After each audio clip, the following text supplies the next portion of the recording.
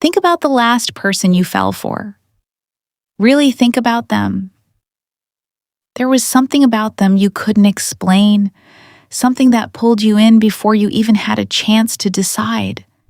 And if things went badly, if they hurt you, confused you, left you staring at your ceiling at 2 a.m. wondering what went wrong, here is the part that will unsettle you.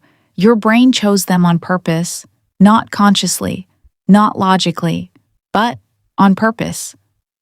The science of attraction is not a love story. It is an ancient survival mechanism wearing the costume of romance. And once you understand what is actually happening inside you when you fall for someone, you will never look at your own choices the same way again. Your brain does not fall in love. It runs a program. That program was written long before you were born, in the dark, in the social groups your ancestors depended on for survival. Evolution did not reward people who made careful, rational partner choices. It rewarded people who made fast, pattern-matching ones. And that is exactly what your brain still does today. The moment you meet someone new, your brain is not asking, "Who is this person?" It is asking, "Who does this person remind me of?" Psychologist John Bowlby called this the attachment system. The patterns you formed in your earliest relationships become the template your brain uses for every relationship that follows. Not a guideline, a template.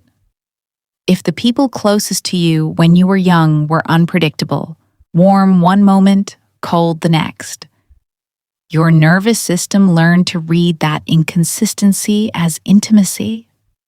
So, when you meet someone stable, something in you goes quiet.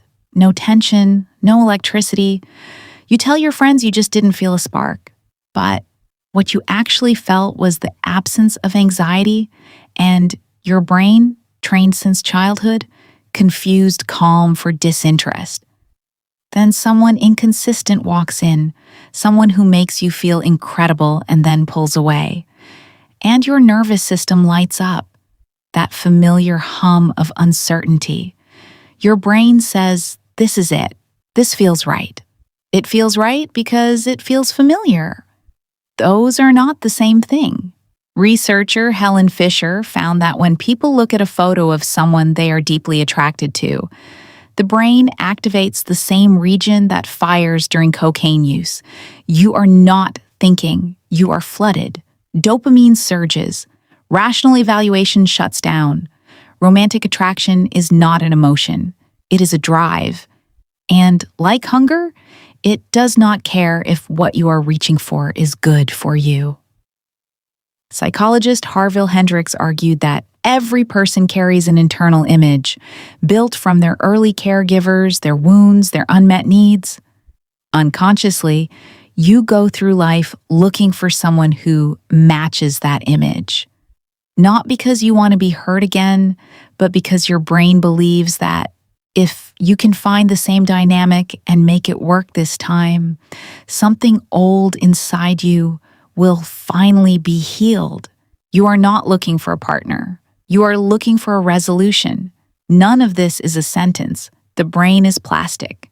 Patterns can be interrupted, but it requires looking directly at what you are actually chasing and asking honestly whether it is connection or resolution.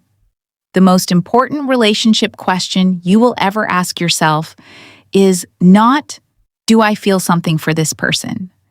It is, "What does this feeling remind me of?" Because the answer to that question will tell you far more about what you are walking toward than any amount of chemistry ever could.